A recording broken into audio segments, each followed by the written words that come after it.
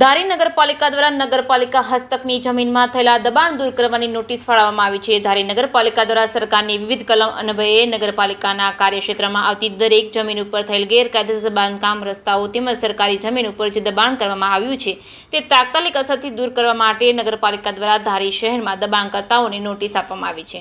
નગરપાલિકાની નોટિસ અનુસાર આપેલ મુદત મર્યાદામાં જો સરકારી જમીન ખાલી કરવામાં નહીં આવે તો કાયદેસરની કાર્યવાહી કરવાની ફરજ પડશે તેવું નગરપાલિકાના ચીફ ઓફિસરની એક યાદીમાં જણાવ્યું હતું। જે કેસની ગુજરાતી સાથે સંજય વાળા, ધારી। ધારી નગરપાલિકા ચીફ ઓફિસર વી.એસ. ચાવડા ધારી નગરપાલિકા વિસ્તારમાં ગેરકાયદેસર રીતે વગર પરવાનગીએ જાહેર રસ્તાઓ અને સાર્વજનિક જગ્યાઓ પર જે દબાણો કરેલ છે તે આગામી 2 દિવસમાં તેમના ખર્ચે અને જોખમે દબાણદારોએ દૂર કરવા, અન્યથા